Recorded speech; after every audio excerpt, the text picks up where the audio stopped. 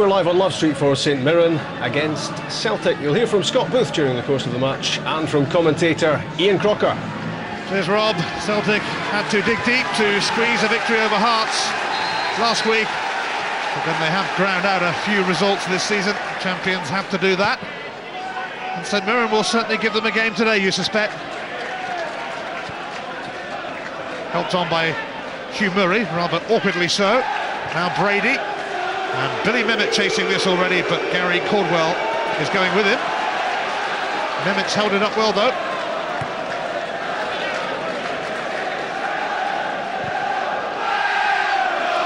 McManus, who was rested against Falkirk midweek, the first game he's missed this season. McManus snapping in there. Here's Nakamura, also given a breather in the week. Likewise Lennon, and this man, Miller. Gravison, who made his return from injury against Falkirk. Paul Telfer, who has shrugged off a dose of flu. Venegor of Hesselink. Already we can see how important it is for St Mirren, in particular, through Sutton and Mehmet, to hold the ball up. Mehmet did that particularly well against Rangers. I'm sure that Gus McPherson will be looking for the same today. Here's Lee Naylor. Aimed towards Venegor of Hesselink, and Kenny Miller waiting. And Gravison is there! And Celtic are in front with barely 90 seconds on the clock. It's Thomas Gravison, and it's 1-0 to the champions and the leaders. It's a fantastic start for Celtic. Naylor, great ball in the back post. Jan Venegor of Hesselink doing what he does best, laying it back, and that's a great finish from Gravison. Naylor sets it up. Jan Venegor of Hesselink peels off. Miller comes across, and Gravison's left with a left foot shot. Absolutely no chance for Bullock. He keeps it down low and hard. It was a terrible start for St Mirren. Well, his other goal for Celtic came in the Old Firm showdown. After 6 games out injured, Thomas Gravison is up and running again. Played about 80 minutes midweek and has given Celtic a fantastic start here at Love Street, but it's a nightmare start for St Mirren.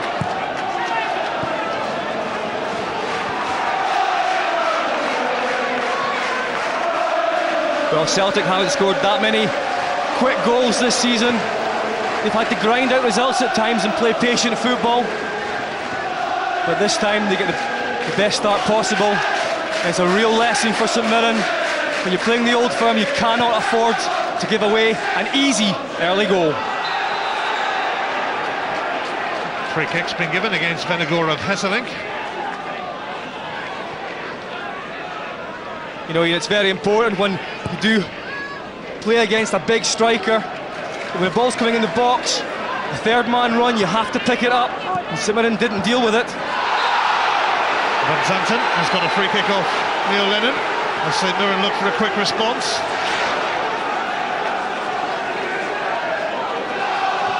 Van Zanten, who was actually at Celtic as a teenager but never made the first team.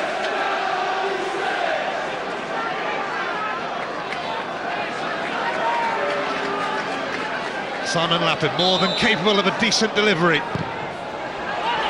Boruc has his eyes on that though. And he didn't care who got in his way.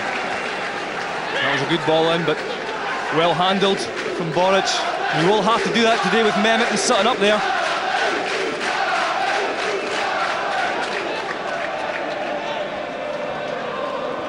Broadfoot finding Mehmet. He has Hugh Murray supporting. Broadfoot again. He loves to go forward. He's keeping this going for St Mirren. Broadfoot, and he has delivered. And Boruc unable to get to grips with it under pressure from Sutton at the time. Now Van Zanten. Great response from St Mirren, but that's not going to happen for them there. Yeah, it's a really positive response from St Mirren, and Broadfoot doing really well in the wide area. And Sutton will do that all day against Boruc. I think Boric's got a little bit lucky on that occasion. It didn't drop to a St Mirren player, but it could have. Worst possible start for Gus McPherson and St Mirren. They've done all right on their return to the top flight. McGowan sending that back to Bullock.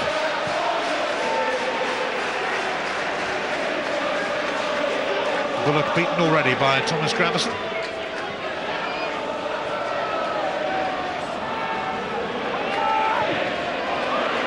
Kevin McGowan.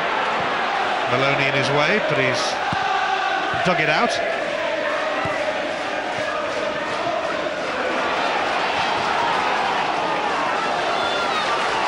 Just wondering if Tony Bullock maybe thought he could have come for that one.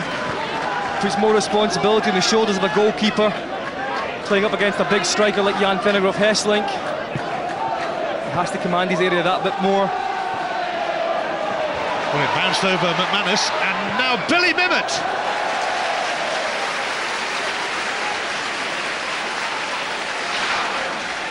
Yeah, I've been very impressed with Mimmet this season. Getting a good run of games now in the side, but doesn't catch that one at all. Former West Ham rookie, Billy Mimmet. Played for Dunfermline, first of all, when he came north of the border.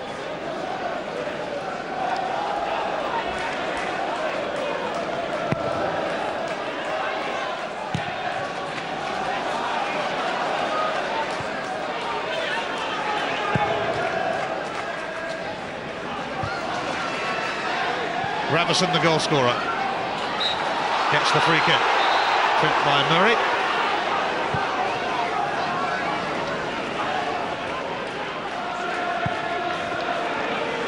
Gravison chasing that, but Kirk Broadfoot nips across.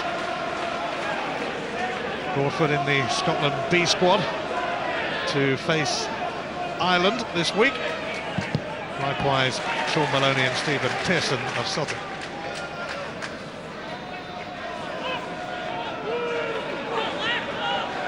Caldwell for McManus. A central defensive partnership that has kept Bobo Bale on the bench.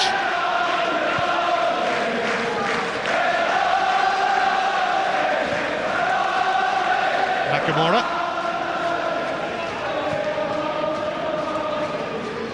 Well, Celtic are getting real width from full-back positions. That's to stretch the game as much as possible, with St Mirren having 5 in there, just allowing Lennon and Nakamura a little bit more time to get on the ball.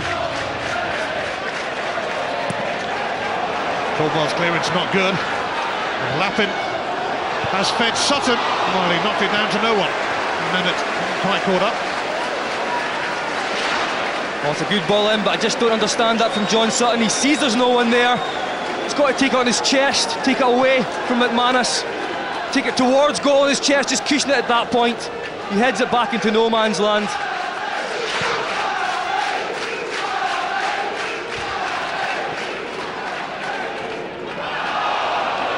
Gravison slips it through for Maloney, but it'll gather pace and reach Bullock. Gravison's looked strong so far. I'm sure that Gus McPherson won't be happy having the 5 in there that Celtic at the moment have gotten to grips with the midfield.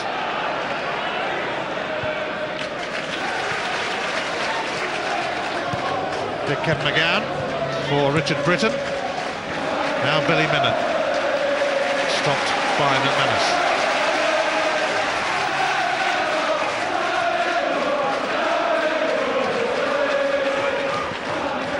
Britton. In towards Sutton. Grapples with Caldwell.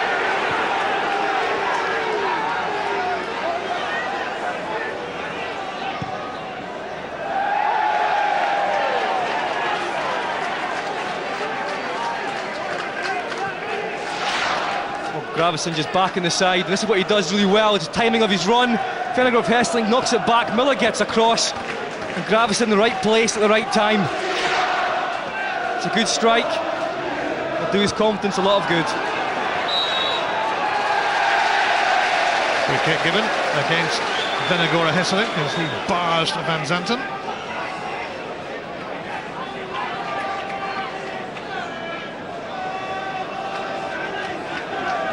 Simon Lappin has sent in some delightful deliveries this season. Lovely left foot, but that one's going to be far too near Boric, rather predictably, having given him the big build-up. I think it's important that St Mirren do focus 100% when they do get a dead ball situation. It may be their only chance to get a goal back in this game. It's a foul by McGowan on Venegora and Hesselink. He's not going to be allowed to take it quickly. Stuart Dougal calling Celtic back and calling McGowan for a word.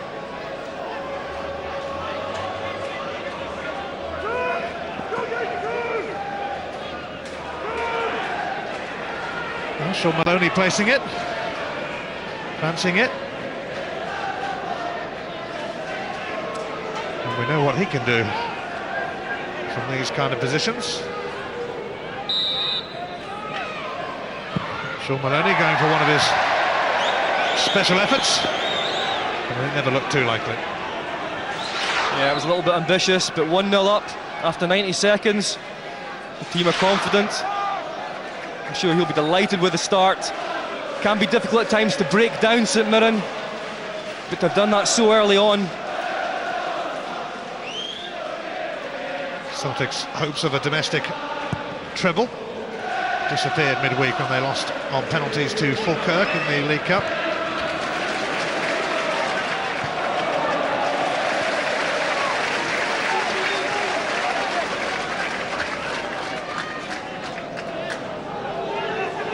St Mirren have got away games coming up at Aberdeen and Dundee United. They won't want to be dragged nearer the bottom. It's an important time of the season for them, although I suppose they'll think the whole season is. Here's Sutton. Hooked away by McManus, but only to Van Zanten. And Neil Lennon has clipped him. And that will hardly endear Lennon to the St Mirren fans, but then he's pretty used to all that kind of shit. I'll tell you what though, Ian, St Mirren have started the game pretty well, considering they're a goal down. They've passed the ball well, they've responded in the correct manner after losing the goal, and as I was saying, these dead balls are vitally important for them. Simon Lappin will be hoping to do better this time. He does do better, but Telfer clears it. And Venegora Hesselink making his presence felt. Here's Broadfoot though. He's run it out, it'll be a Celtic throw.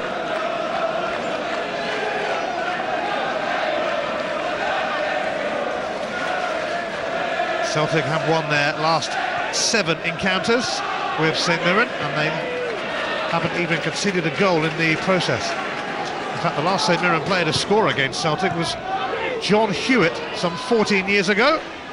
The man who also scored a rather famous cup winner for Aberdeen.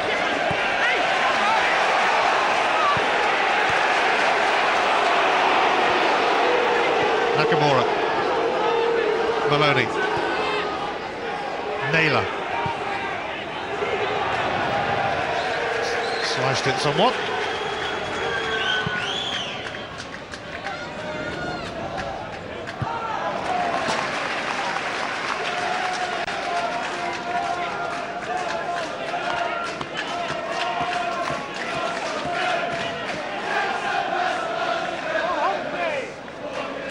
St Mirren have claimed some notable scalps this season. Beat Hearts, beat Hibs, beat Cali Thistle. And push Rangers all the way here. They have adapted admirably to life in the top flight, without perhaps picking up the points they deserved. A foul by Venegora Hesselink on Van Zanten again. Same two were involved not long ago.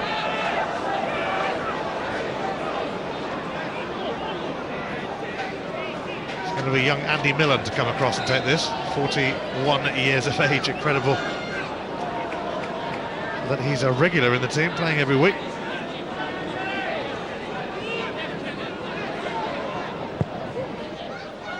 Millen delivers towards Broadfoot. Boruc will claim that. He's off to Belgium this week, Artur Boruc, in the Polish squad for a European Championship qualifier. And you'll see a familiar face there because Stuart Dougal, who's in charge today, will be refereeing that contest. You just can't get away from them, can you? Sadly not. Nakamura.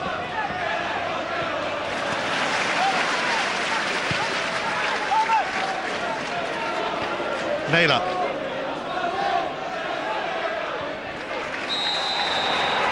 He's been caught there by Hugh Murray, and Stuart Dougal wants a word. Yeah, this will be a worry for Gordon Strachan. Naylor, player of the month. Takes a late one there. He started the game very well because he's done this a number of times already, joining the midfield, linking up. Just a word of warning for Murray. Saw one for Naylor, but another chance maybe for Maloney, although he has a few options in the box as well, with McManus and Caldwell joining Gravesen and Benagora Hesseling. Maloney tries again. Comfy really for Bullock. Yeah, this time a little bit lower. He's never going in. Need to be a lot better than that to beat Bullock from there.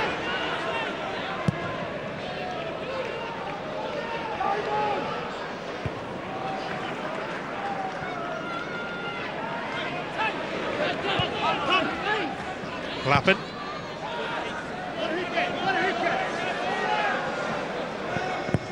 Caldwell clears. Maloney.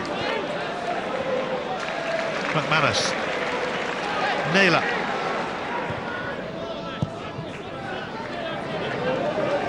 Oops.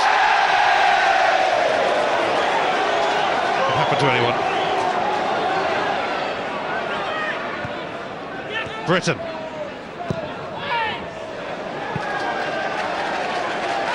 Later you can vote for your Bank of Scotland Man of the Match. Call or text the appropriate number, and if you agree with Scott Booth's choice and you're picked out as the winner, you'll get a signed shirt from the Man of the Match himself. Thomas Gravesen has given Celtic an early lead, scoring after around 90 seconds.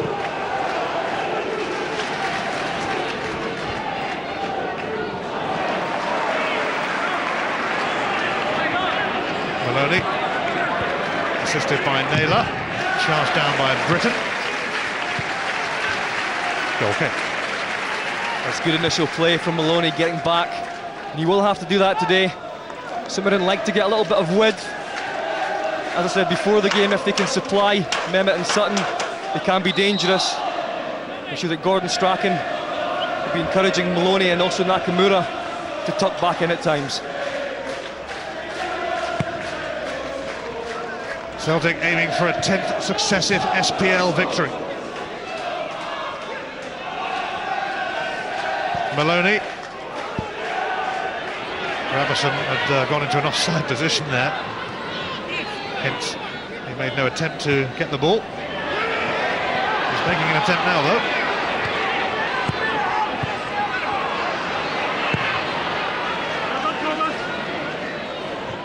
Britain for Van Zanten. Calmly done by Telfer.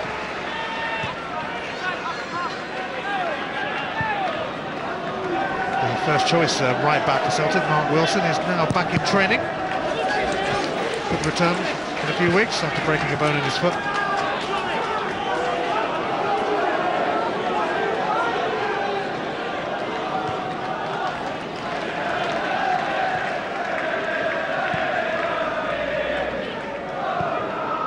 Here is Telfer. Kenny Miller. Lappin.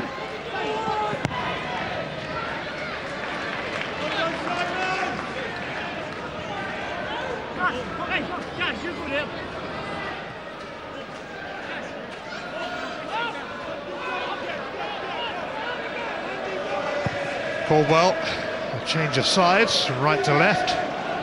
Lee Naylor. Maloney. Almost tripping over the ball.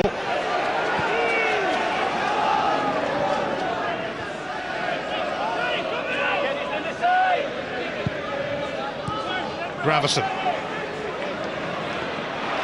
He's skipped away from Andy Millen. Thomas Gravison fancies another goal, and he's got another goal.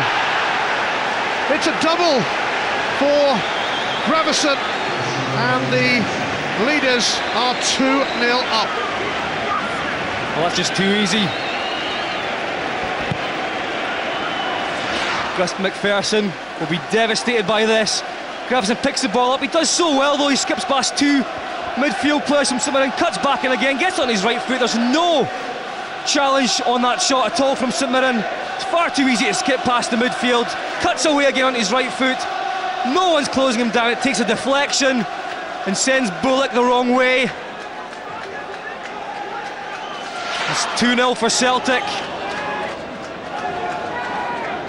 2 shots, 2 goals. You can't argue with that from Thomas Gravison. St Mirren have put a lot of effort in, but find themselves 2 down with less than a quarter of the game gone. But you just can't defend like that and expect anything from this game. It's really poor defending, allowing Celtic on top of them. And then for the strike, no one anywhere near that, blocking it. It's not what you expect from St Mirren. They're normally very difficult to break down. But so far today, that hasn't been the case. Thomas Gravison is on a hat-trick. Here's Nakamura, who got a hat-trick at Dundee United earlier in the season.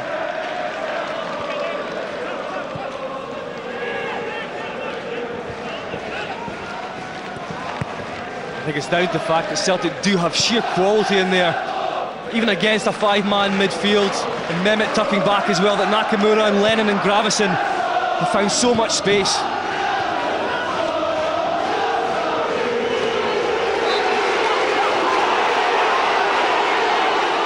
Cricket given against Britain. St Mirren are rattled by this 2-goal deficit. Britain's had a bit too much to say about it. Stuart Dougal calming him down.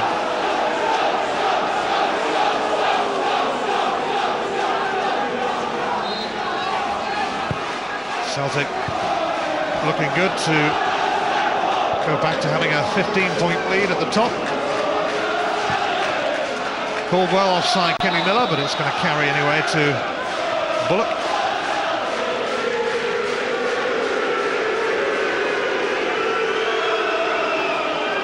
Gravison's had the best possible start to this game. 2 early goals.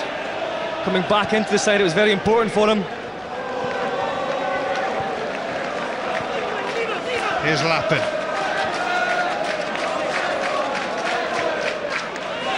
St Mirren rather shell-shocked.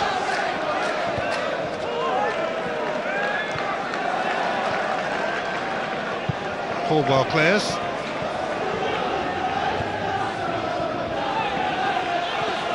Broadfoot now. Well, in the previous 2 meetings between the teams this season, in League and Cup, Celtic won both by a 2-0 scoreline. 2-0 already here. Neil Lennon intercepting. Van Zanten, who's looked fairly lively and has got a few free kicks in useful positions against his former club. The St Mirren players will be bitterly disappointed because it's 2 goals that should be easily defended.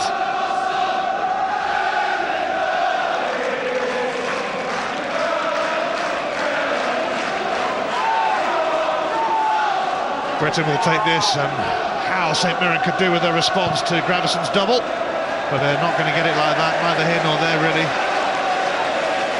from Britain. And Gus McPherson with plenty to ponder. Gravison just picks the ball up in midfield, and it's too easy to skip past the defenders. He cuts inside, gets away from McGowan, and all the time in the world to size up his shot. It takes a slight deflection, but to shoot from 20-22 yards without anyone closing it down, you always fancy Gravison.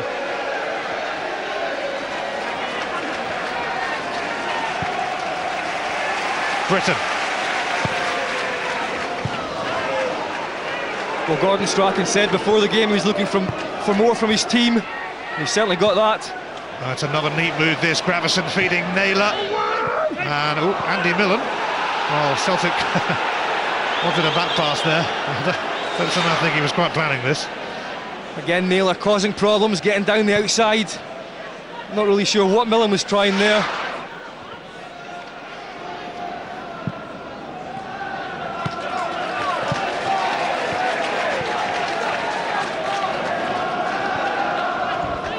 Van Zanten leaves it for Kevin McGowan. Up towards Sutton, down for Mehmet. Gary Brady made a burst into the box, but Celtic having none of that. Maloney.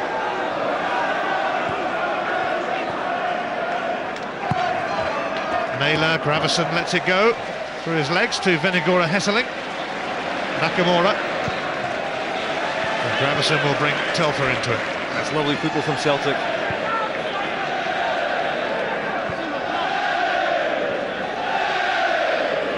Every pass supported by the Celtic fans, here in force as usual.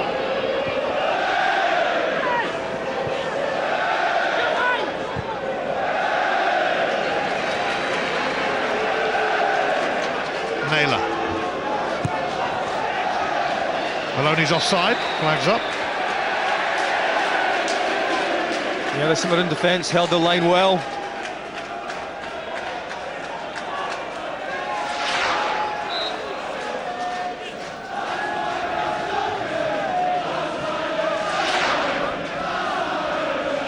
Celtic beaten just once in the SPL this season by Hearts early on. Probably should have been beaten by them again last week. But every time they've gone behind this season, they've come back to win. And they are looking unstoppable in their pursuit of another title. They are going to take some catching, that is for sure.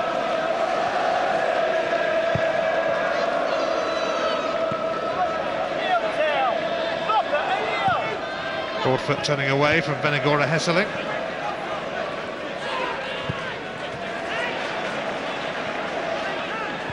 Neil Lennon for Lee Naylor. Talker though for Lennon, and John Sutton pounces on it. He's got a fair bit to do yet, and Maloney with a very, very good tackle.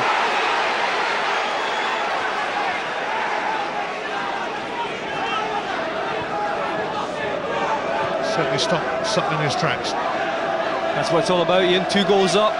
We still get attacking midfield players chasing back and getting tackles in. Van Zanten actually helped this on to Kenny Miller. Hugh Murray has Gravison nearby, but scoots it away. You have the feeling whenever Celtic do get just outside St Mirren's box, you're feeling it could be a goal in the end of it.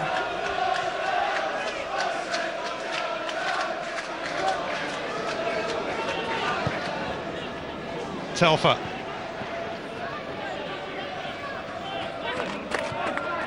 Nakamura. Lennon.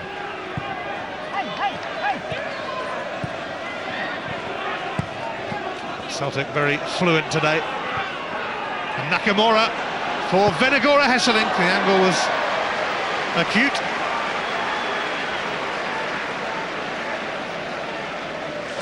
Well, Ian, you mentioned fluid, and that's because the midfield are in top form. Nakamura spying the run from Jan Venegora Hesseling.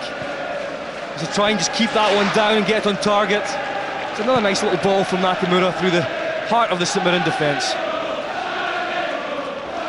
Well, Gus McPherson is going to make a change. And that's Alan Reid who's coming on, former Hibs youngster. So well groomed.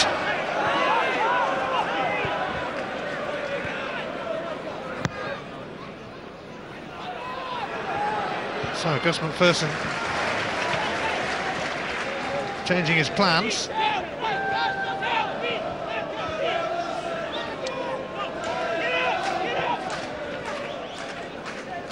Broadfoot. It's over Mehmet's head and away by McManus. Kevin McGowan is going to be the man to make way, so Looks like a return to 4-4-2 perhaps. McGowan doesn't seem to have anything wrong with him, but Alan Reid is going to come on. Gus McPherson had to do something, I guess. Yeah, maybe a back four. Too often in the channels they look suspect against Celtic and just match up in midfield.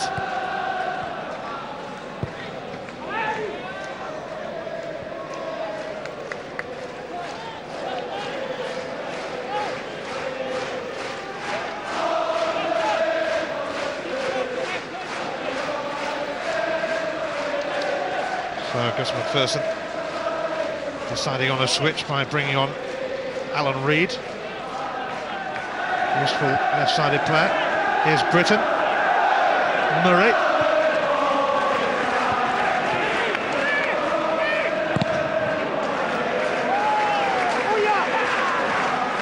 It was just a tactical switch, nothing wrong with Kevin McGann. Apart from the fact that he'd be rather peeved at going off less than half an hour into the game. It was McGowan that had the last chance to get out on top of Gravison before his second goal. Couldn't put it down as all being McGowan's fault, that's for sure. So Alan Reid has slotted in at left back. The long SPL weekend concludes tomorrow with Falkirk against Hearts from 7 on Setanta Sports 1. What price a hat-trick of hat-tricks in the SPL for Anthony Stokes?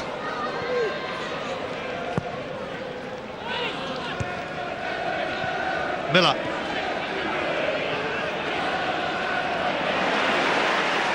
Maloney. Naylor.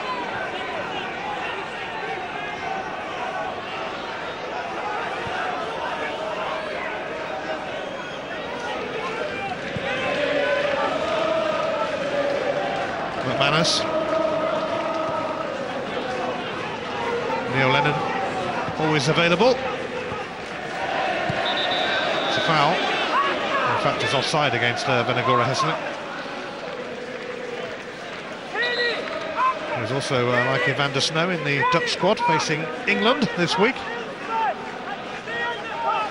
I think you saw from the first goal, he won't always score goals himself, but he will assist 10, 15 times a season is normal for him.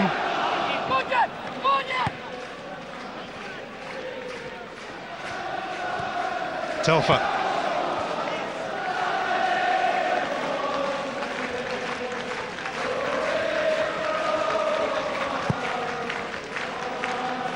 Miller.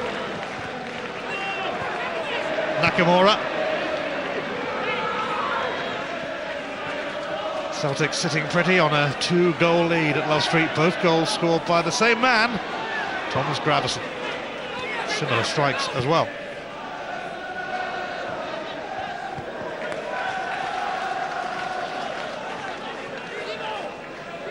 I think Gus McPherson going to the back four does allow his full-backs now to get on the ball with a little bit more time to try and start some sort of build-up.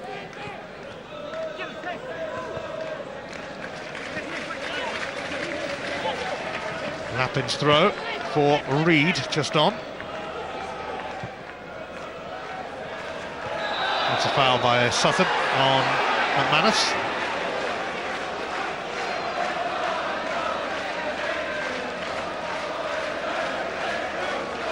Well, Ian, it's now up to St Mirren. They have to come out and play football, play their own style, try and sneak a goal back and put Celtic under some sort of pressure. Because at the moment they're just cantering to victory. Venagora Hesselink will go up with Andy Millen, and now Kenny Miller. And that's a foul by Van Zanten on Miller, who's hurt. His foot was certainly high. Yeah, looked a sore one. Great position this for Celtic, and for Maloney perhaps. Third time lucky for Maloney, what do you think? But it's a bit closer this time. Quite possibly, where Sean Maloney is concerned. I think there may be others that will fancy this one. Sean, you've had 2 goals, it's my turn. Well, Nakamura is lurking. I thought maybe Gravison would fancy this one for his hat-trick.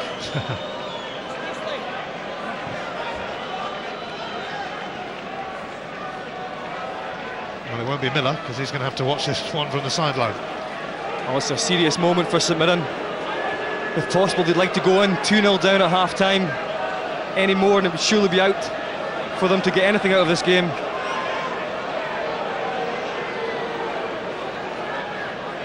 Sean Maloney focusing. It is Maloney again, but I don't think he'll get another chance, because that was tamely into Bullock's midriff. Yeah, I'm sure that'll be him for the day on free kicks.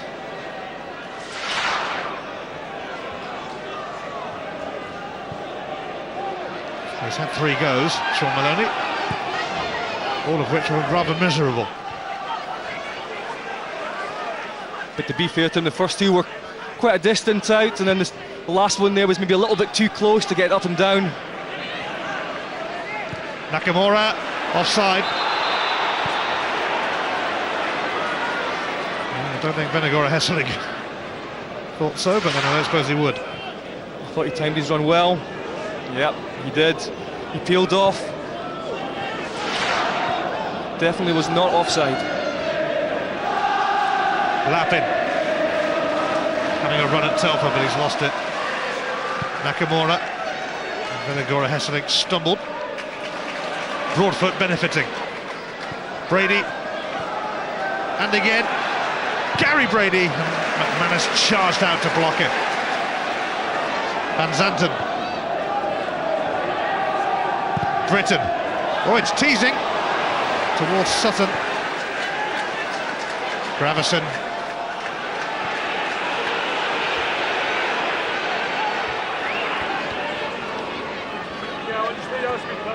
Well, Thomas Gravison, a contender perhaps for the man of the match. You can call or text with your vote later, and if you agree with Scott Blue's choice and are picked out as the winner, you'll get a signed shirt from the Bank of Scotland man of the match.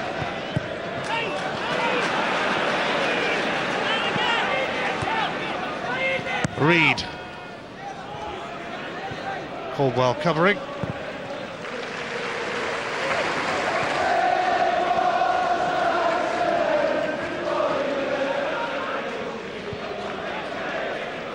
Neil Lennon, the only survivor from the last Celtic team that came here 6 years ago. Although Alan Thompson did play in that game, but we see more of the invisible man than we do of him these days around Celtic. McManus there a few minutes ago. A fantastic challenge, real desire to get in the way of the ball. He's grown in stature as a Celtic player.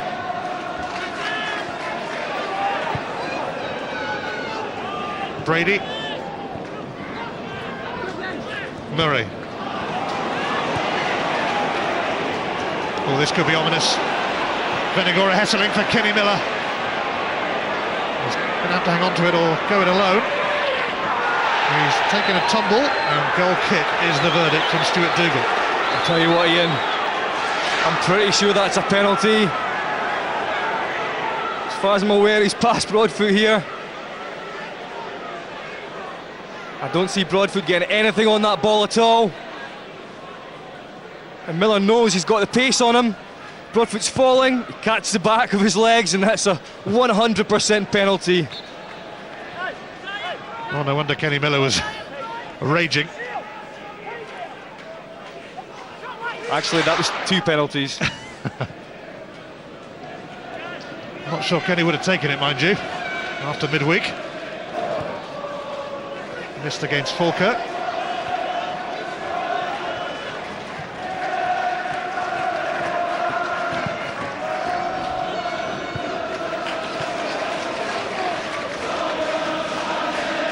Well, they should have had a penalty there. But Celtic still with a comfortable 2-goal lead. He's also limping slightly after taking that hit from Broadfoot in the back of his hamstring.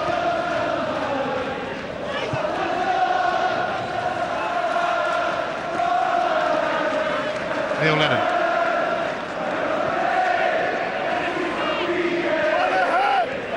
Nakamura helps it on to Telfer.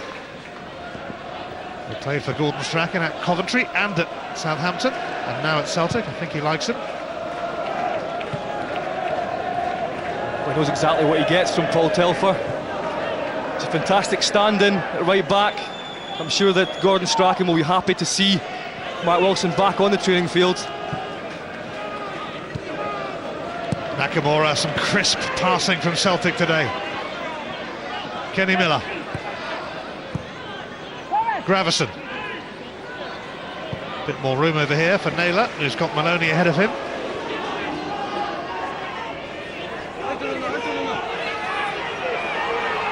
Maloney takes over, and he'll get a free kick. Taken quickly. Naylor's cross. Andy Millen stoops to clear. Well, Gus McPherson's got a lot to say to his side at half-time. Celtic at the moment, such good football.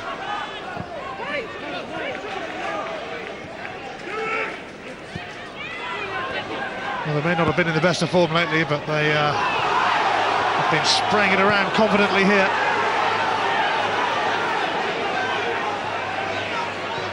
That's exactly it, Ian. It's been in the midfield where they've started it all.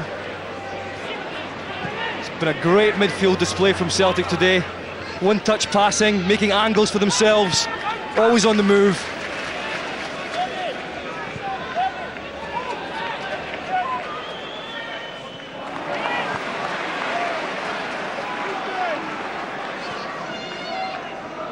Nakamura. Mark Wilson apart. It is Gordon Strachan's strongest side.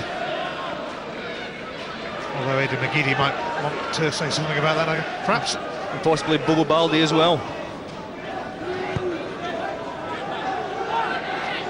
Nakamura.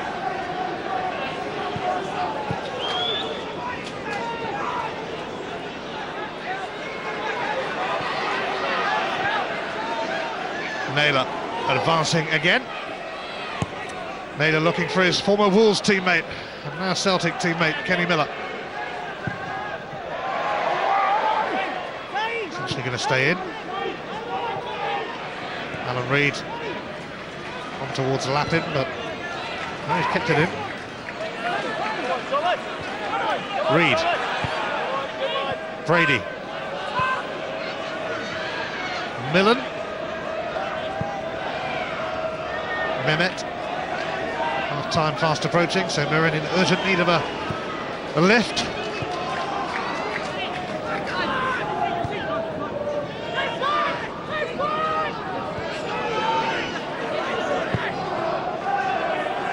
Sutton has picked Caldwell to it. Britton.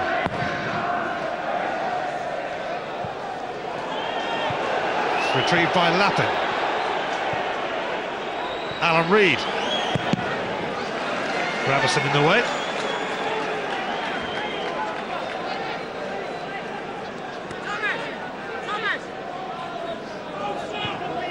Billy Mehmet. Shadowed by Neil Lennon. Reid's cross deflected away for a corner, and that will encourage St Mirren. 2 minutes to go to half-time. St Mirren sending up Kurt Broadfoot and Andy Millen to stand right on top of Moritz. Richard Britton's corner. Caldwell unchallenged. Hugh Murray. Nakamura for Gravison.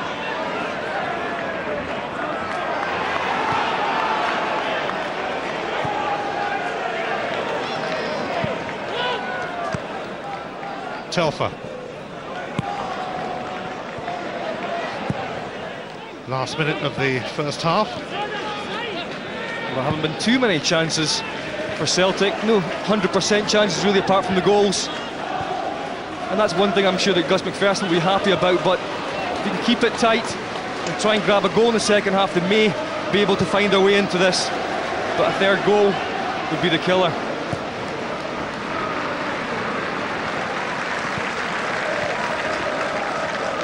I think one of the players that Gus McPherson will be talking about at half-time is Lee Naylor. He's shown this first half exactly why he settled so well into the Celtic side.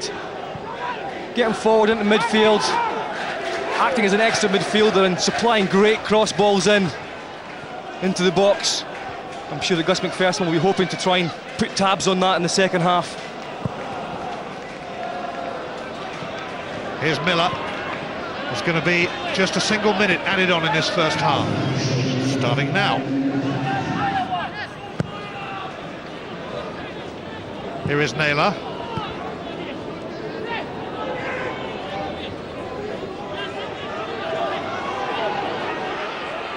Maloney. Sharp as ever. Gravison. Telfer. Nakamura. Hugh Murray's going to bring that little manoeuvre to an end.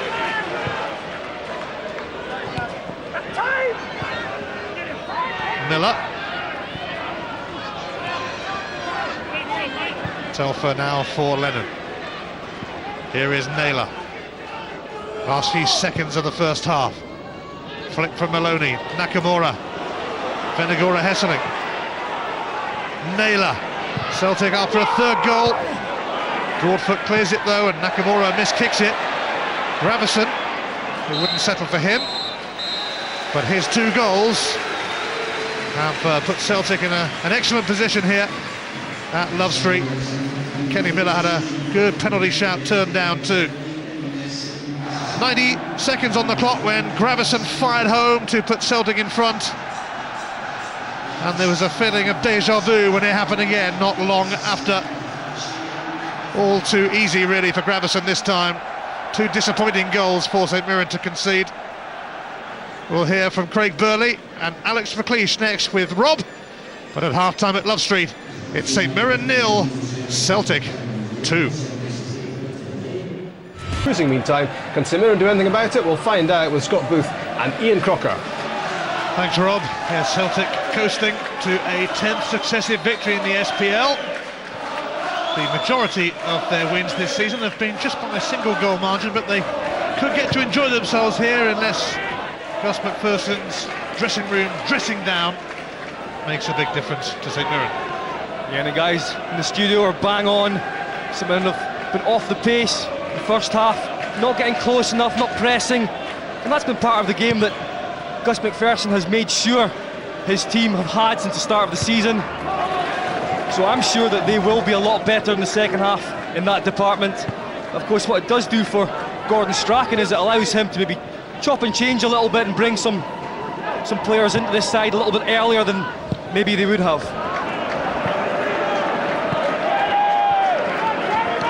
Kenny Miller there, denied that rather blatant penalty in the first half that could have extended Celtic's lead.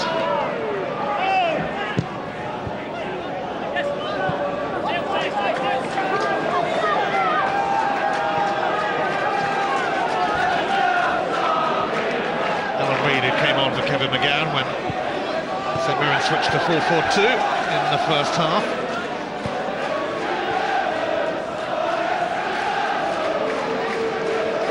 I think the problem for St Mirren as well going forward in a positive sense is it's a little bit easy to understand how they're going to do that. There's no real imagination or vision shown from midfield. It's generally a long ball up to Sutton or Mehmet. And for a strong defence like Celtic and a quality midfield, it's just far too easy for them. Naylor.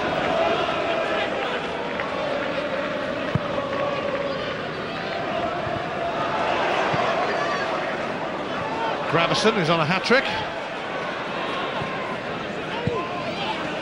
High into the sky from Naylor. On by Miller to Nakamura. Well, he's managed to find Kenny Miller.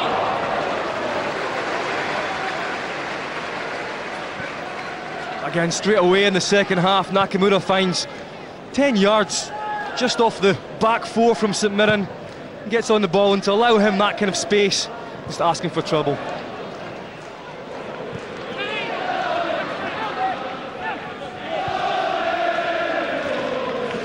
McManus. Given a rare rest in the week against Falkirk.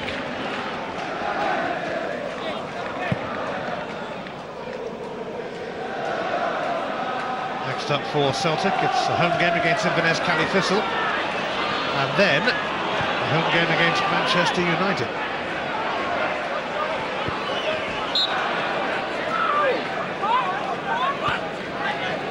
Zanton, former Celtic player, although never made the first team in his time in Glasgow's East End.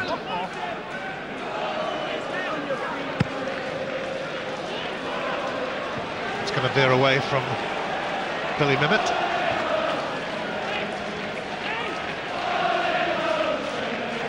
That's just a waste, Ian. You do have possession, you're 2-0 down. Try and do something a little bit more imaginative than that.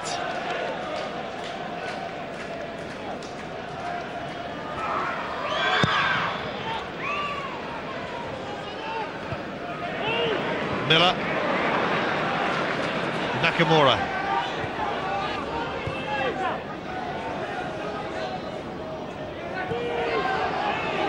Gary Caldwell.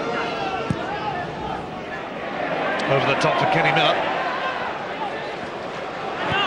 Neil Lennon nearby, but Broadfoot gets his foot in.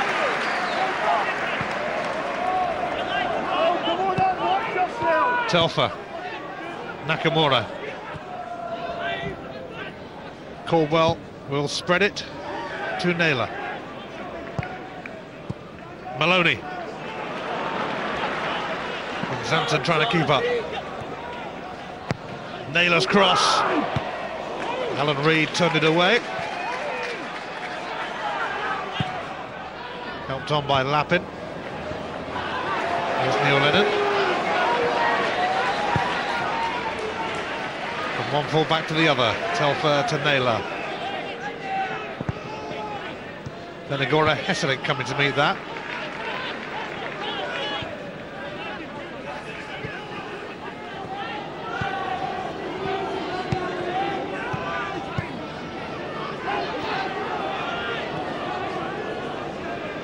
Caldwell.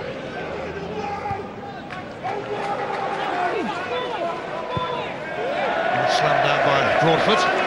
Oh, he's got a feeling it's damage limitation from St Mirren. I think that Craig Barley was right at half-time. Celtic do always have the ability to up the tempo when they need it through players like Maloney and Miller. And right now, St Mirren just don't have that.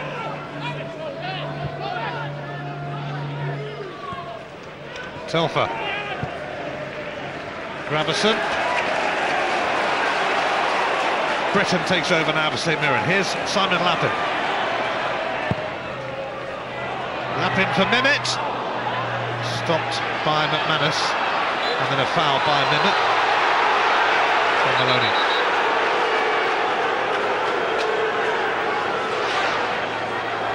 Yeah, it's one of the first times that St Mirren get a decent ball in throughout this match. Mehmet just trying to use his physique to get himself back on the ball.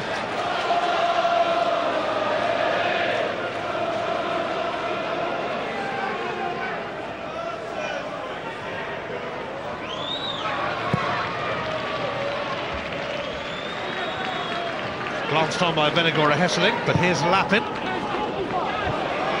Caldwell pretty aware. That's around him. Oh, Boritz! Terrible mistake from Boritz! He made amends by saving from Sutton and then closing down Mimmet. Well, that's what can happen. You can become too nonchalant. There's a great chance for Sutton. Boritz making up for his mistake, but what a mistake.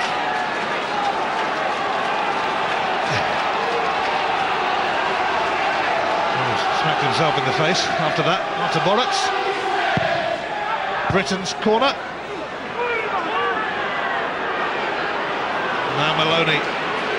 Nakamura's moving away on the left. Miller on the right. Stopped though by Lappin. Here's Britton. That's a foul by Hugh Murray. He's going to get a yellow card, in fact. Murray will be cautioned for catching Venegora Hesselink.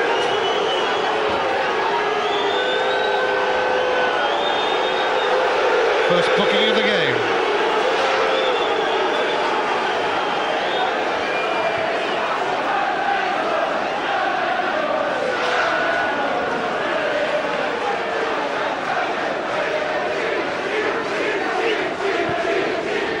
Nakamura.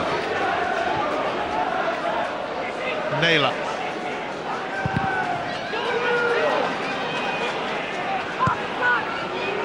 goes all the way back to Boritz.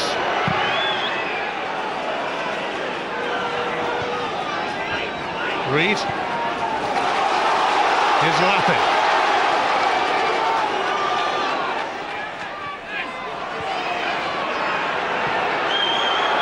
St Mirren hoping to spark a recovery, but it's going to be a big ask of them.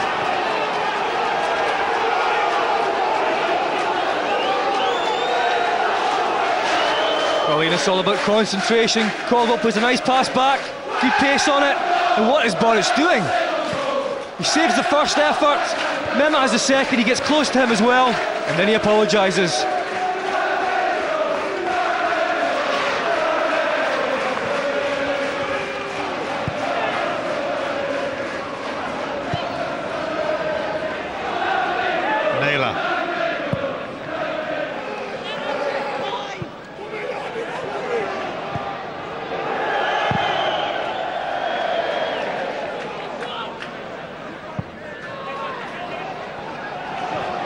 Earlier, those big away games coming up for St Mirren at Aberdeen and at Dundee United, two teams who are looking okay at the moment.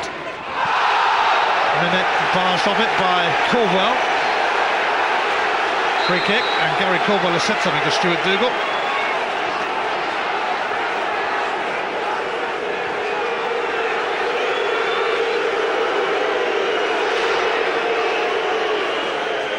Lappin is going forward the ball, tries to thread it through to Mehmet, and Caldwell just simply pushes him off the ball.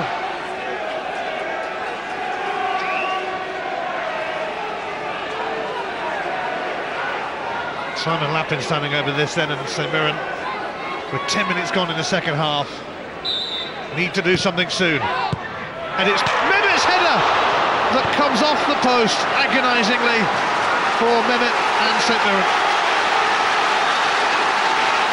Great pace in the ball from Lappin. It's a fantastic header from Mehmet just off the post. Boritz is beaten. He's not getting there. And Mehmet cannot believe it's not in the back of the net. Here they come again though. Lappin's cross to Garaka, and John Sutton has scored against the team that his brother starred for. And St Mirren are right back in this game. Well, Lappin's cross previously was a dress rehearsal for this one. What a ball in! Sutton completely unmarked, Naylor not tucking in. Boritz has got no chance going away from him, and a powerful header, bottom right hand corner, no chance for Boritz. You have to say, this comes since Boritz's mistake. Sutton comes in, he knows exactly what he's going for, he does that so well. It's his 50th career goal and his 8th goal this season. But here's Kenny Miller. Andy Millen sorts him out. Well, we said at the top of the game about Lappin and the service he provides that the likes of Sutton thrive upon, and there was further evidence. Without being negative towards St Mirren, I think that all comes from Boritz. He's nonchalant, it's a big mistake from him, he made up for it in the end, but it did give St Mirren some impetus in this game. They got a hold, they came back at it, two great balls in from Lappin, the first hitting the post from Mehmet, and the second Sutton making absolutely no mistake. And St Mirren are back in this one. Well, McManus clobbering Mehmet here, it'll be a free kick.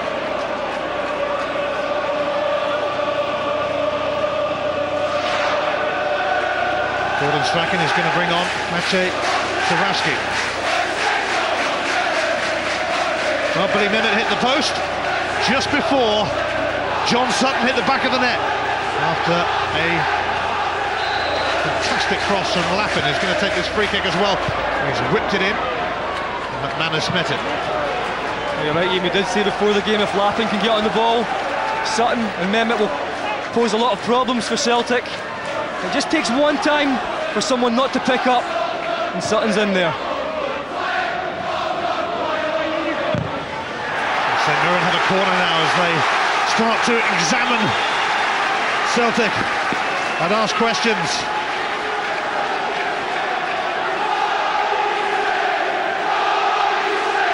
Simon Lappin provided the goal for John Sutton. He's now going to take this corner.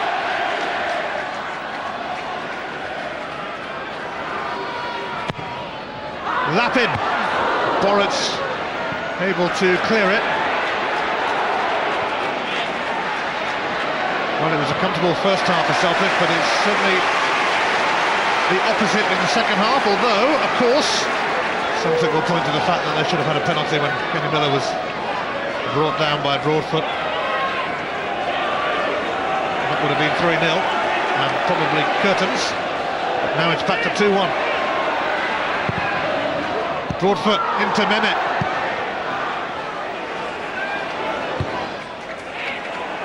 And Simon Lappin will get to this. Telfer keeping him occupied. Seemed to hit Telfer's hand, not that he would have known much about it, to be fair. Celtic are going to bring on Zurawski for Miller soon. St Mirren having a cracking spell in this game now.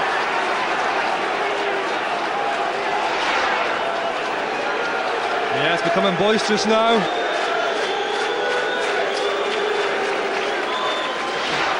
It was a real swipe from young Fenner of Hesselink. Alan Reid now for Lappin. Foul by Lennon. Free kick St Mirren as they put the pressure on as we approach the hour mark. You see that Lappin wants the ball.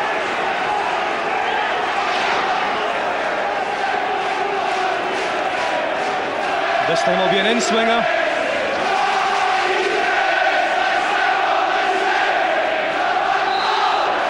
It'll be Richard Britton to float this one in.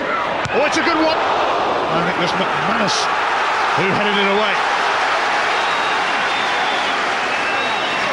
I think it was the right choice to get Britton on it, just change it a little bit. It's a great ball in. Britton tries again, goes very long this time. Broadfoot, it's going to come off him. That'll be a goal kick and a bit of breathing space for Celtic, who are now going to make that change.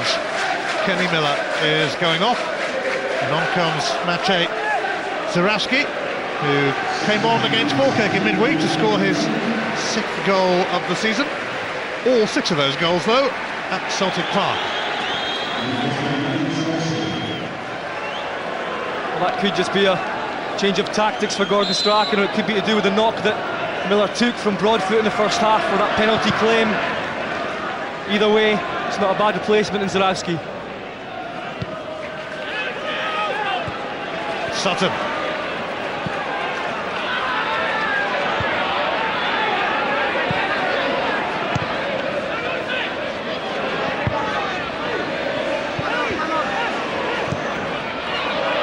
Well, Chris Sutton served Celtic so well, I suppose it was pretty inevitable really that his brother, John, should score against Celtic today.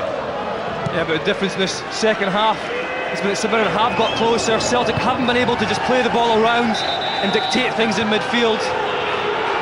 Sean Maloney's taken a knock, and that'll be a concern for Walter Smith as well as Gordon Strachan, because Maloney is due to play for Scotland B against the Irish this week, but he seems to have a problem there.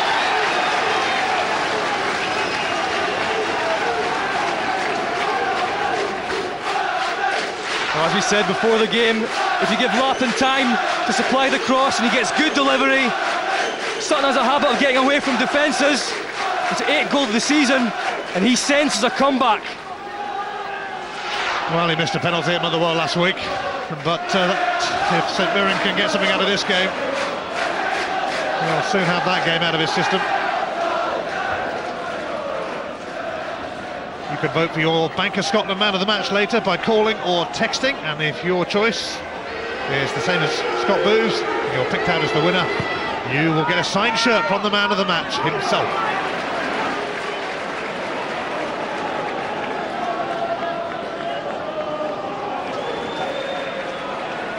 Sean Maloney is not going to be able to continue, and I wonder if he might have to pull out of that Scotland B trip. Look like a possible calf strain or even a problem to his Achilles, certainly in that area. Aidan McGeady is on the bench.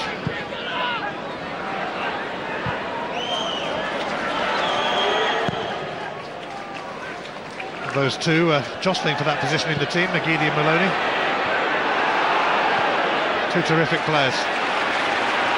McGeady will be on shortly then. Here's Britton. And now Brady.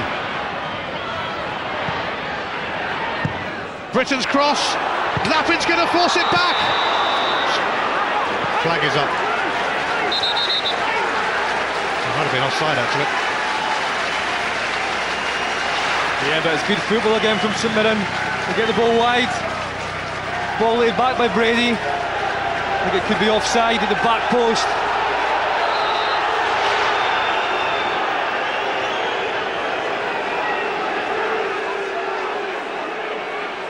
Celtic temporarily down to 10 men, but they'll get McGeady on.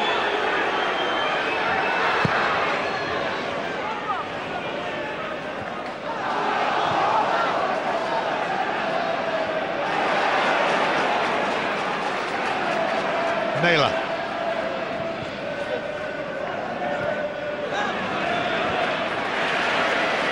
What a difference in the second half. St Mirren now starting to snap at the heels of Celtic in midfield.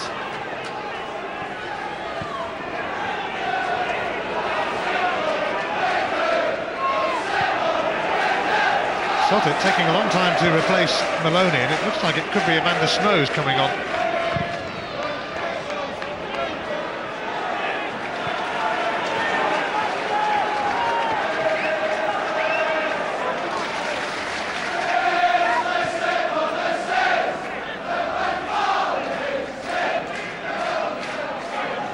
Well, they are eventually going to make that change, Celtic. No rush, boys.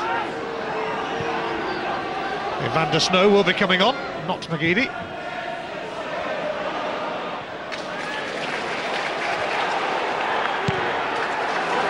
Billy Bennett for Gary Brady, just overran that. And Caldwell, not quite aware of each other. So Maloney off injured and possibly out of that Scotland B game in Ireland. Evander Snow will be hoping to see out this game without any further knocks, because he's been called into the Dutch squad to play England this week.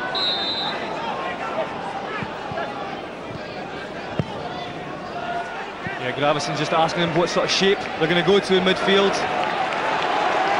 A little bit of communication. Nakamura looks to be going over to the left side. That'll mean that Gravison will stay on the right, with Lennon and Snow in the middle.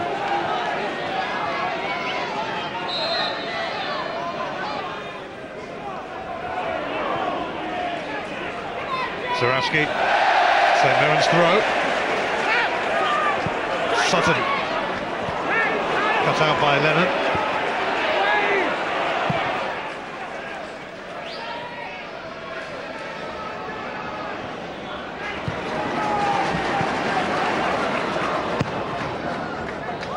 Crawford launching it. Man's determined. Last time Celtic led a 2-goal lead slip was on the opening day of last season, that rather remarkable 4-4 draw at Motherwell. They were 3-1 up.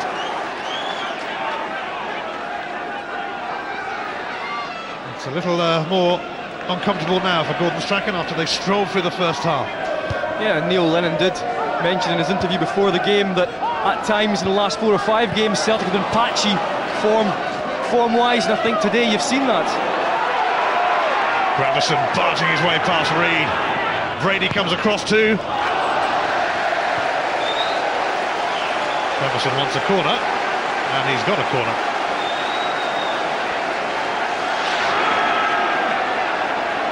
Good strong play again from Gravison down the right-hand side. Gets a deflection for the corner.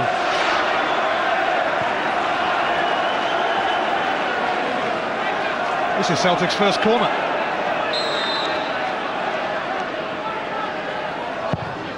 Nakamura takes it. Gravison! Did it go in? Yes, it did. Goal is given, and Thomas Gravison has a hat-trick and Celtic are heading for 10 wins out of 10. Top marks all round, especially for Gravesen. It's all about the quality of delivery into the front post. Gravesen times it well, and it's definitely over the line. It drops over the line. Gravesen just sneaking in front. Ball's going to the back post. Brady just can't quite get there quick enough. He's leaning back. It's a good header. And a well-deserved hat-trick. Well, Shusuke Nakamura there scored Celtic's other hat-trick in the SPL this season at Dundee United. Gravesen is the hat-trick hero today.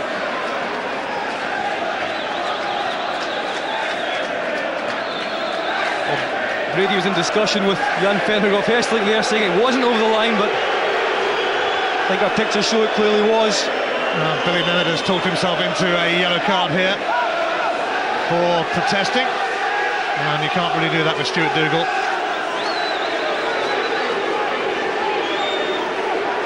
And Mennett joins Hugh Murray in the book, and Celtic have taken the sting out of St Mirren, and this is why. Well, we're going to see this now in slow motion. I think you can quite clearly see it's well over the line before Brady gets a left foot to it and scoops it away. It's a good call from the assistant referee, who was in no doubts whatsoever, Stephen Craven. His flag immediately signalled a goal. I think that was a good decision. It wasn't an easy one. It was clear. It was Gravesen's third goal. Possibly a killer blow to St Mirren. Justice in a way after that first half penalty that was turned down for Celtic. Gravesen, surely not going to score 4. Oh, I don't know. Thomas Gravesen dancing his way through. Evander Snow. Snow goes for goal. He had Lee Naylor outside of him, which probably would have been a better option. Well, he's been all over this match, Gravesen. He created the corner for himself, going down the line, took a deflection, he got the corner, he got his third goal from the header, and in midfield you can see the real skill that he has, quality on the ball as well as physique. Simon Lappin, 20 minutes left. Can St Mirren bite back again? Alex Burke is going to be on soon for them. Well, Ian has turned into a 4-goal thriller.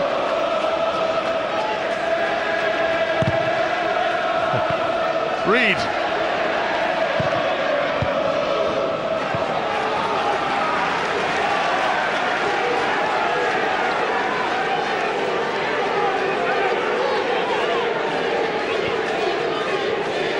Reid will take this throw. St Mirren keen to make it a 5-goal thriller. John Sutton. McManus glides it back to Boritz. Nakamura. He's put Zaraski in the clear, he's onside. Stumbled a bit, and incredibly put it wide. Well, you'd put your house on Zaraski finishing this one. It's a great ball over the top from Nakamura, and Zaraski timed his run so well, but he stumbles over it and it just narrows the angle, makes it a little bit more difficult for him to get inside that back post. Gets it past Bullock, but it's always going past the post. Gary Brady has gone off, and Alex Burke, a teammate of Gus McPherson at Kilmarnock, has come on. He hasn't really figured much this season after joining from Ross County. Had an injury and then was busy getting his fitness back.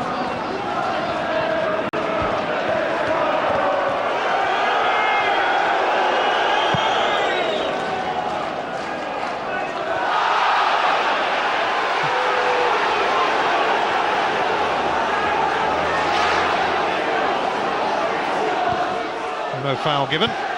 Caldwell clambered over Sutton.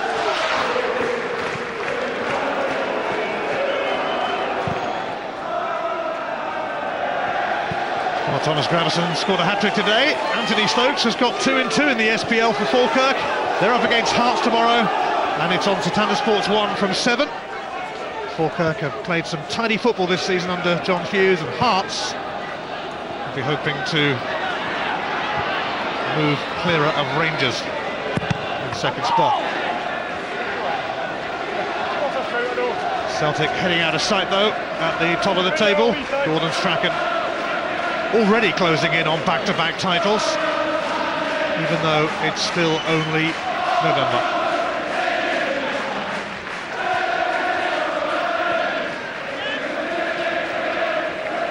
Well, it was Alec McLeish before the game. It said 9 wins in the trot in the league is championship winning form. Could be 10 today. Well, this is what happened to Sean Maloney.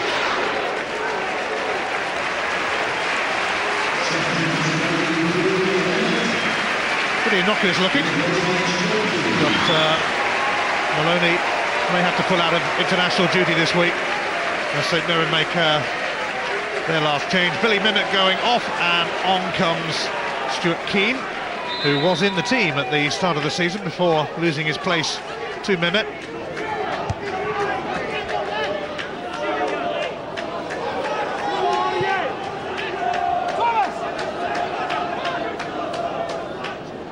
You have to credit Gus McPherson. In the first half he changed after 20 minutes when his 3-5-2 wasn't working. He's made further subs. It has changed the game slightly. Maybe looking for Keane to get himself involved straight away, and he is. Stuart Keane snuffed out by McManus. Lennon. Taraski is making a run through the middle if Benagora Hesselink can find him. Nearly.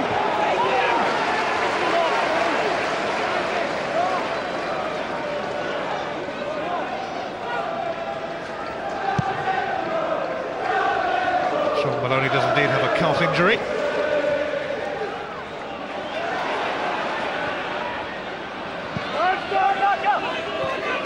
Van Zanten.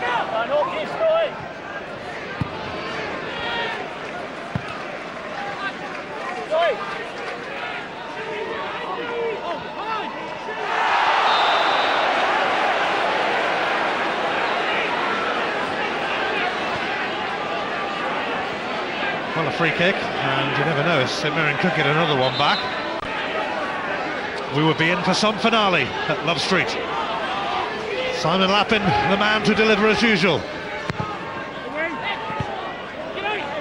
Naylor flicked it away. Here's Reid. Oh, Reid has got away from Benagora Hesselink. This could be promising for St Mirren. Andy Millen failed to catch it right, the 41-year-old. That was good play by Reid. Gets past Jan Vennegoor Hesselink, delivers a decent ball in, holds up slightly in the wind. It's a poor ending to that attack. He's only ever scored once for St Mirren, and that was 3 years ago. Gus McPherson finding something to smile about, maybe Millen's attempt on goal there. Here's the assistant manager, Andy Millen. I think also the way that his team have gone out in the second half. They've listened to him at half-time. They've been much more in Celtic's face.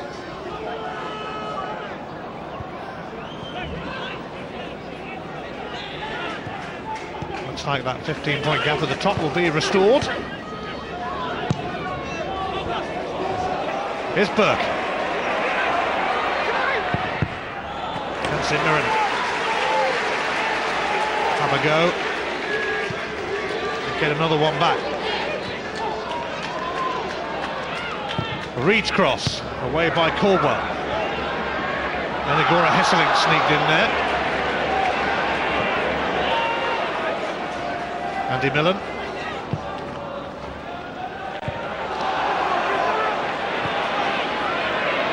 Britton. Still going. Murray's cross. Telfer clears. Now Snow. Gravison, hat-trick hero. Then Gora Hesselink struggling with that one, although he did keep it in.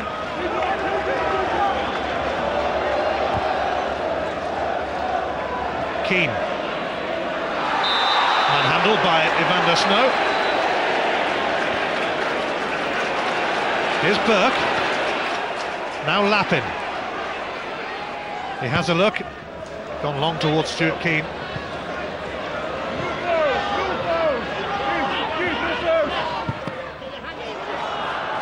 Goal kick.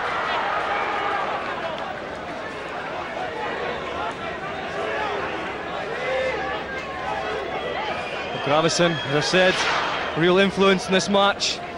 It's a good ball in for Naylor for the first goal. Jan Vennegoor knocks it back. Miller gets across, and Gravison is in there. Second one, he just strides forward and takes on the St Mirren defence. Gets a free shot at goal, takes a deflection, 2-0, and then just nips in front of the St Mirren defence for a good ball in from Nakamura, and 3-0. Sorry, 3 goals. And who would believe it? Just back in the side for 2 games and a hat-trick.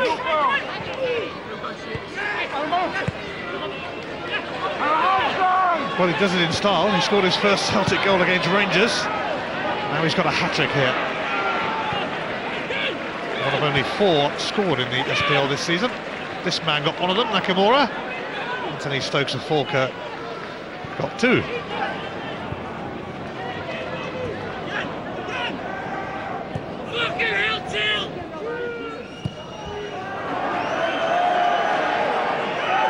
Gravison.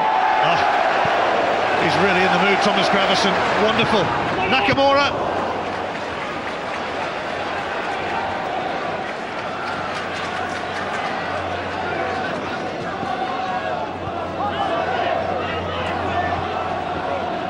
Lappin.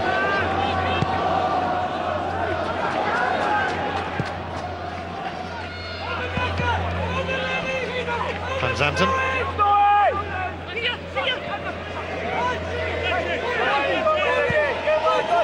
Hugh Murray in his testimonial year at St Mirren.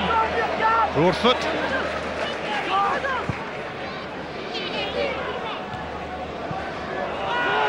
Oh, McManus has left it, and Stuart Keane suddenly arrived on the scene, and Boris didn't go and get it, and McManus making the point for the Polish keeper.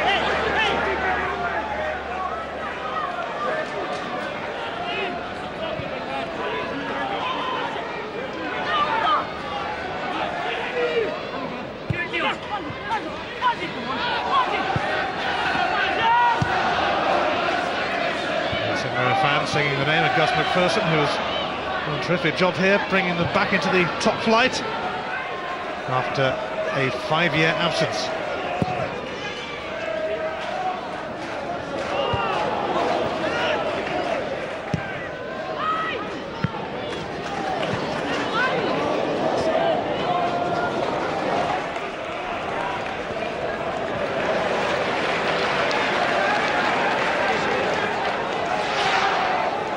Gravison trying everything today.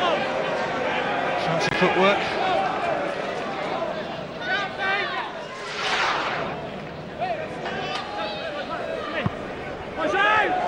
Last chance to vote for your Bank of Scotland man of the match. I wonder who it might be.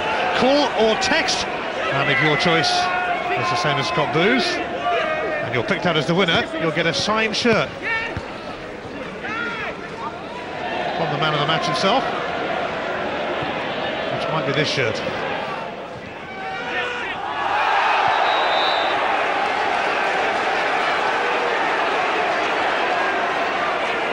On the St Mirren goal now would certainly change the picture. They've done it once, can they do it again? Lappin, who provided their goal for John Sutton.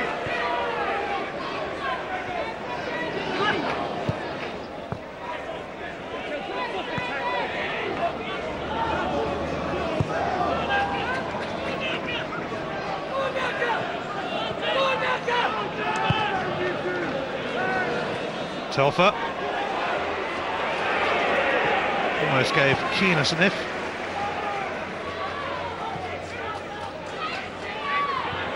Celtic are going to bring on Jiri Jarosik for Thomas Gravison shortly.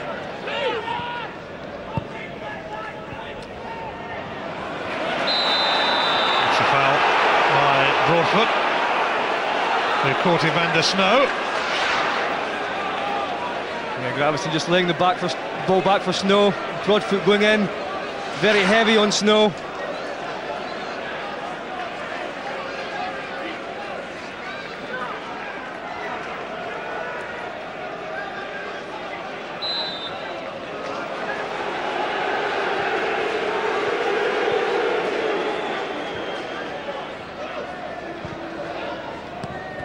Venagora Hesseling. Nakamura's been fouled now.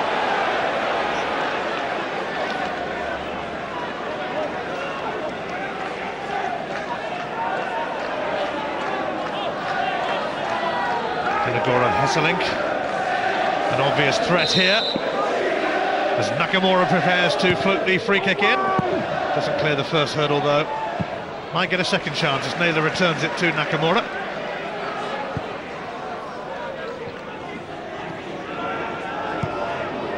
Gary Colville's turned into a right winger.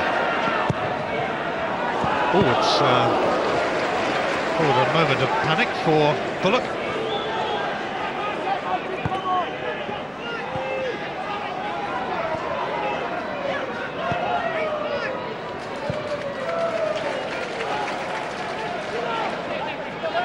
Van Zanten. Keane. Britton. Is Keane, who can be lively. Cut out by McManus though. 5 minutes left. Yuri Jarosik, who came on and scored an equaliser against Hearts last week to spark that amazing recovery from Celtic. He's waiting in the wings now. Although we think the Celtic bench may have changed their mind about who's coming off. More on that in a moment. Lappin. Turned away by Naylor. Van Zanten. Britton. Sutton waiting in the middle, has gone over him. And away from Lappin. Lappin's played very, very well today. He's got real quality in wide areas.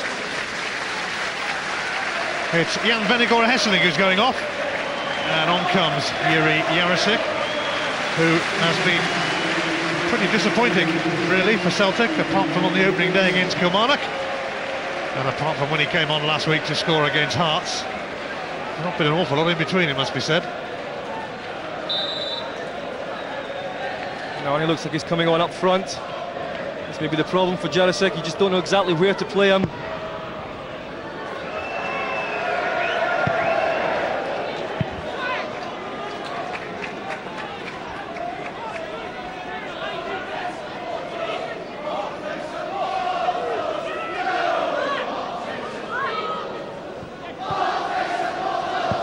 St Mirren's attendance today is their biggest for 6 years, almost 8,500.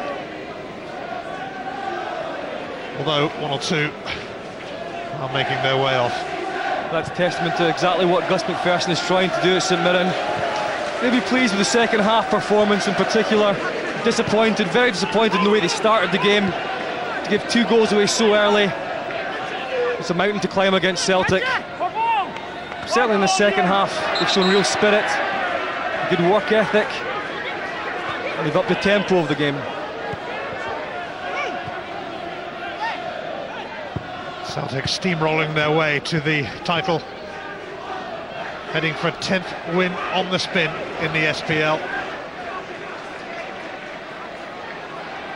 Inverness Califissel, it's over to you next week to try and stop them.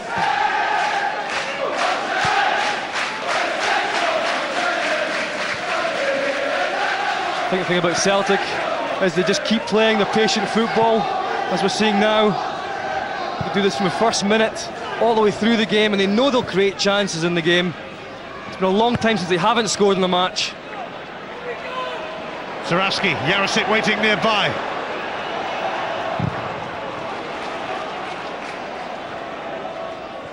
Here's Andy Millen, who blocked that shot from Zaraski.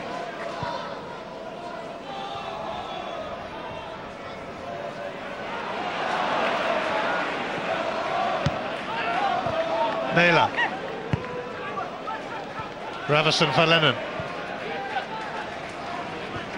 Telfer. Oh, Snow's turned into Lappin, but now Lennon.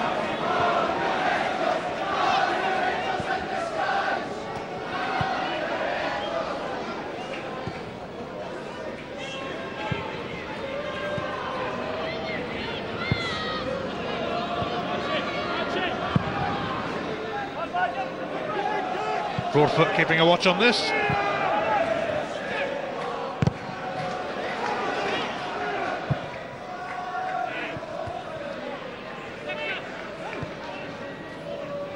Gravison, Lennon, into the last minute of the 90. Telfer.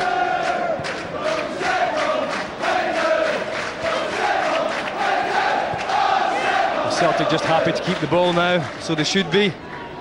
Got 3 points in the bag, another win in the SPL. At times it looks very easy for them. They know they have quality in the side. Defensively they are strong as well now.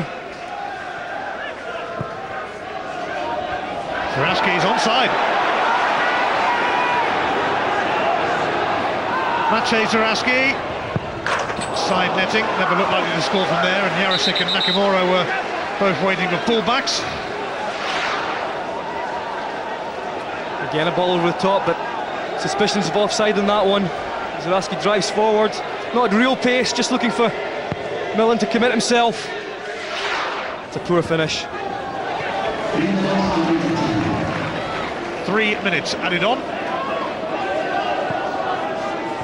Well, it was a little edgy for Celtic at 2-1 when John Sutton scored, but Gravison's hat-trick goal took the sting out of things. And Celtic are going to beat St Mirren for the third time this season in League and League Cup. It's all about quality, Ian. The other side with real quality in it, and St Mirren don't quite have that. They work together, a good team ethic, but players like Gravison can just turn a match.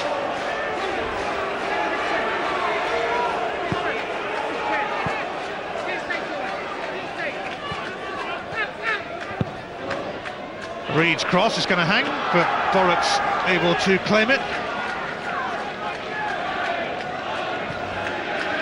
Well, he had that lapse of concentration that almost allowed Sutton and then in Boruc. So Mirren scored shortly after.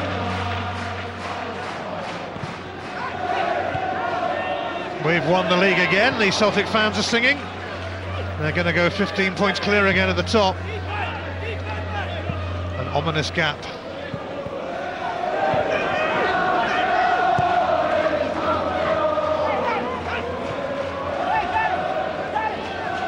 Celtic happy just to see out these added on minutes.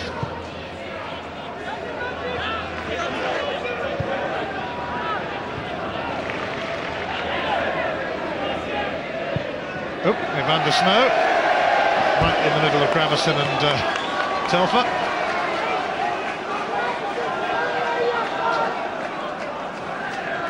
Kirk Broadfoot for Alan Reid.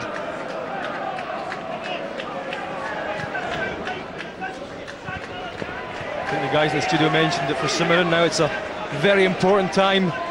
4 or 5 difficult games coming up. If they don't want to find themselves in the bottom 2, they really have to start picking up points and not just draws.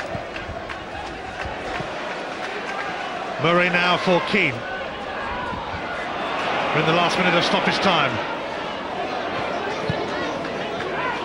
Have Celtic got another goal left in them perhaps? Gravison for Snow. They're not in an urgent need to move upfield.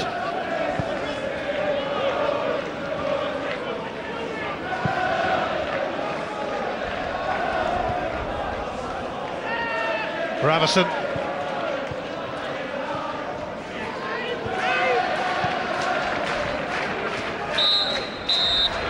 It's over. And Thomas Gravison proved to be the inspiration for Celtic with a hat-trick. Gravison, who returned from a layoff midweek against Falkirk, really looked the part today as Celtic tore into St Mirren, and in the first half in particular Love Street was more like Easy Street for Celtic, but John Sutton headed St Mirren back into the game, and they looked like they might do more until Graveson's header crept over the line for his hat-trick goal. 92 seconds on the clock, not the sort of start you want to have against the champions. Graveson rattling in the opener, and then 20 minutes later, a feeling of deja vu, slight deflection on that. St Mirren in the second half were a lot better. Lappin's cracking cross met by John Sutton, but Graveson's header crossed the line before Brady made contact with it, and the Dane proved to be a real pain for Gus McPherson. Celtic relentlessly pursuing another title. St Mirren 1, Celtic 3. With Stuart Lovell. Thomas, have you scored many hat-tricks in your career? No, not really. I'm not really known for to be a goal scorer, but it was nice. In the first half, you seemed to find a lot of space in behind their midfield and between the back four, and you certainly exploited that. Yeah, it looks really well, and we got the space up there, and with a lot of movement from our strikers, it created a room there, and I took it. Did you think when you went 2-0 up in the match that you would win more comfortably than that? No, I think that we all know what the Scottish League has become, and it's becoming stronger and stronger, and you see the teams have more and more quality, and I think that you have to see the games out to say that you're cruising. Yeah, and you have to say credit to St Mirren, they certainly never gave up, and it was a very good game when they got it back to 2-1. Yeah, they created some problems for us, and I think that they showed good spirit, and it's quite a good team. This win puts you 15 points clear. We're only in November, but Celtic are going to be difficult to catch now. No, yeah, but we're not. We're looking at one game at a time, and there's some very, very big games coming up for us now, and we will have to be our best to keep up. Well, for the second time this season, you are the Bank of Scotland man of the match. Very well done. Thank you very much. Thank you. 4 Celtic goals for Thomas Graveson so far. A hat-trick for him today, and Michael Mulkerran. Gus, conceding 2 early goals to Celtic was always going to make it tough for your players today. Well, I think you could see that in the first half when they scored early and then get the second one quickly after that, how difficult it was for the players to react to that. You know, they were kind of caught in the headlights a wee bit. You know, it was very difficult for them. Celtic played with a lot of confidence. They're moving the ball quickly. Everybody's wanting to go on the ball. Made life very difficult for us. We had to change our system, go to 4 and get the boys in at half time and get a wee bit of spirit back in them. I think you could definitely see the difference in the second half. Yeah, you changed your formation to 4-4-2. Was that because Celtic had so much possession? That, along that they were causing us troubles down the inside of us, and really their strikers were causing problems and they were creating chances, looking as if they could cause us real problems every time they had the ball. So it was a case of making sure we were a wee bit more solid, and tighten things up and give us a better platform to build on. At 2-0 down, were you thinking damage limitation, or did you still feel you could get something out of the game? We felt we had to get into half time with the same scoreline, if not better. But when we got back in there, just had a few words with them and said that the next goal was going to be really, really important, and if we'd got it, it could be game on. We missed a very, very good chance before we scored. You could see that the spirit was there in the second half performance. Disappointing, to lose the third goal from a set piece. But I can certainly accept the second half performance. First half was poor. Yeah, I mean, you look at your goal though to get you back in the game. Great play again from Simon Lappin, fantastic cross and a good finish from Sutton. Yeah, it was a carbon copy really. The goal we scored against Rangers. Good delivery, and John and puts the ball in the back of the net. Which is I think that's 8 he's got already this season. So it's a fantastic return from the striking department. We just feel that we have to get better service at times to him and probably more often. And if we can get that, we'll get the rewards for it. Overall satisfied with the performance in the second half at least? Yeah, I think we'll learn from the first half performance, but ultimately we can't be judged against Celtic, especially when they're in that kind of form. We've got to appreciate where we've came from and how far we've came in such a short space of time. The second half, very spirited performance, and we can accept that. Thanks for your time, Gus. Cheers, Stuart. No damage done for St Mirren over the weekend, despite that defeat. They stay where they are, and it's the same points difference between them and the bottom. That's the key differential as far as they're concerned. 7 off the foot of the table. So it's Celtic on 37, Rangers and Aberdeen 22, Hearts 21 playing tomorrow night, Hibs, Inverness and Kilmarnock on 19. Falkirk at home to Hearts tomorrow on 17. Meantime, St Mirren stay on 16. Dundee United 14, Motherwell 12, and Dunfermline at the bottom on 9. Under new management next weekend.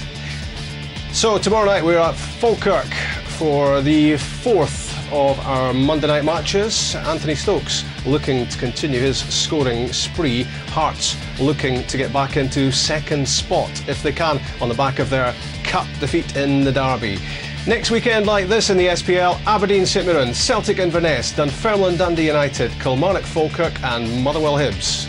And our live match next weekend at Tynecastle, Hearts against Rangers. Here's the Celtic manager Gordon Strachan. Gordon, a very fast start from Celtic today, 2-0 up in 20 minutes. That gave you a great platform to go on and win the game. Yeah, we're conscious that we didn't start well in the last 3 games, and I thought we started all right. And then we kept the ball well, made a couple of more chances.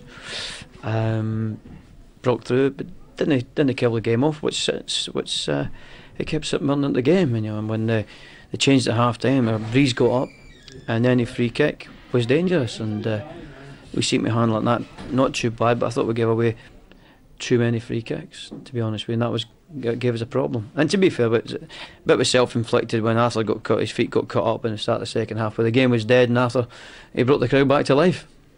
Apart from his goals, Thomas Gravesen seemed to take up some very clever positions in midfield, particularly in the first half. He did, yeah, but he'll get better. I don't think he's as fit as he can be, and he needs to know at times when to get back and help Lenny in the right positions. But you've got to give him licence. He's a free spirit at times, and he scores three goals today. You can't ask for any more, really. Well, I can actually, so I will ask for more. And you looked to be denied a stonewall penalty at the end of the first half, which probably would have put the game to bed, wouldn't it? Well, I'd hopefully have maybe 3 to 5 people who can take penalties, yeah, and pick one of them 3. But we thought it was a certainty penalty, because Kenny's not going to go down when he can go right through. But we'll have these decisions now and then, we'll have them for us and against them. We just have to put up with it. In fairness to St Mirren, they never chucked the towel in at any stage, did they? No, I thought the 2 guys made it up front, made it difficult for us. Very physical, as physical a pairing you'll ever see in this league. And I thought the centre half did well. They did well in heading the ball away, did well in composing themselves, but they also did well in they disciplined themselves. They never got on the referee about challenges. They just got up, brushed themselves and got on with it. So that's great. The physical presence didn't affect the centre half, which I thought was fantastic. Sean Maloney seemed to pick up a nasty knock in the second half. Is it a bad one? It's a bit of a calf strain, to be honest. We don't know. He says he got a bit of kick on his calf in the first half, which might then just go into a bit of spasm, in the second half. But we took him off, but he did a job. I thought excellent for us, and his attitude working back was first class, as you maybe seen at the end of the first half when he got back and made a fantastic challenge. Well done today. Thank you. Bye. Thanks, God. The live football continues on Tata Sports 1. We're in France for Troyes, Monaco at 5, and we're in Italy